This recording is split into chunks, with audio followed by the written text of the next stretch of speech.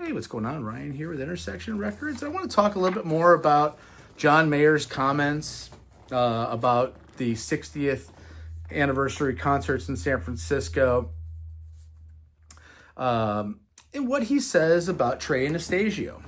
He says this: Night 3 at Golden Gate Park celebrating 60 years of Grateful Dead will be one we'll never forget, posted John Mayer on Instagram. I finally had a chance to play with Trey and Anastasio. And beyond a full circle moment of it all, we locked in instantly, he says. Trey's ear to fretboard data transfer time is unparalleled. Let me repeat that. Trey's ear to fretboard data transfer time is unparalleled. I'm still blown away. You know, it's interesting.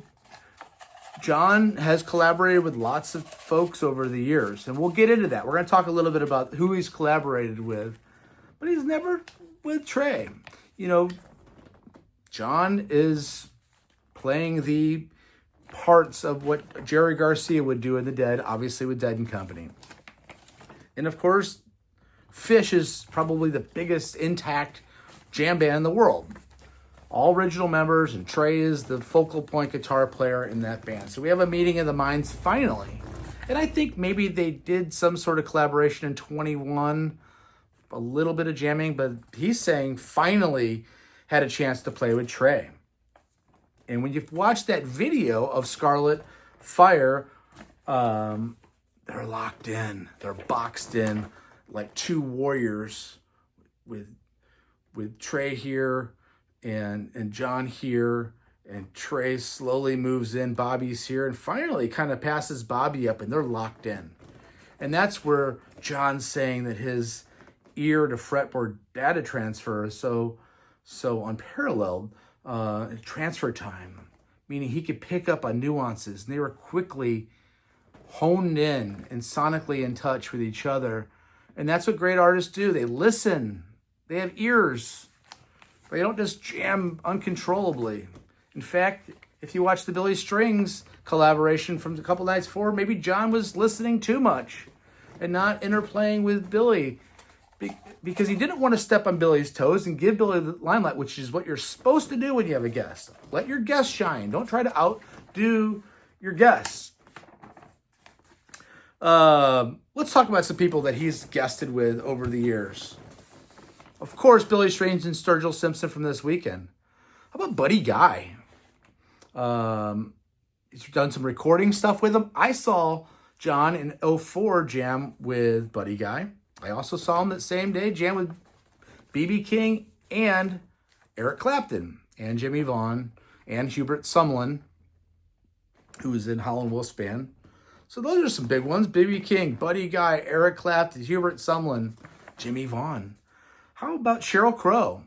I went to Los Angeles 2 years ago and saw her at the Crossroads in Los Angeles, Eric Clapton's show, do My Favorite Mistake. And she brought John Mayer out. And after the amazing version of that, she's like, I don't think I could play this song again without John. It was insane.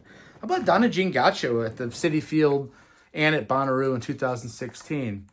How about Phil Lesh several times in June of 15 at Terrapin Crossroads? Rest in peace, the great Phil Lesh. How about Zakir Hussain from Schottky, from John McLaughlin's band, the great tabla player? Zakir Hussain, one of the great percussionists of all time. Rest in peace.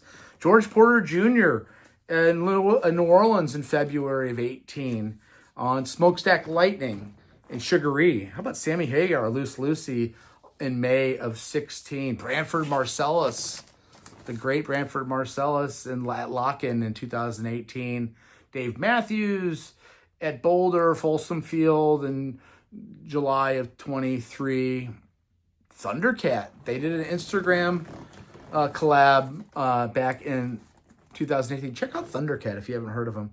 Herbie Hancock, I went on a very short tour and saw Herbie Hancock's 2005 edition of the Headhunters featuring Marcus Miller on bass, featuring Lionel Lukey on guitar, featuring Roy Hargrove on on trumpet, the late great.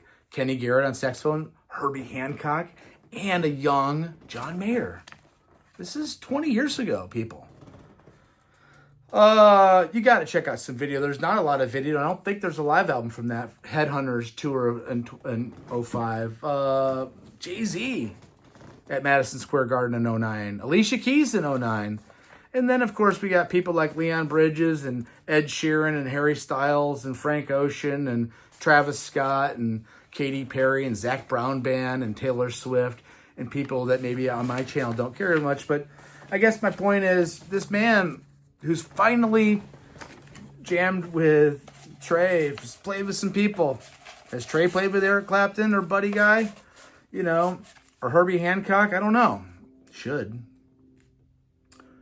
Anyway, those are just my thoughts. Check out my channel. We only talk about great music here on Intersection Records every day. Peace out.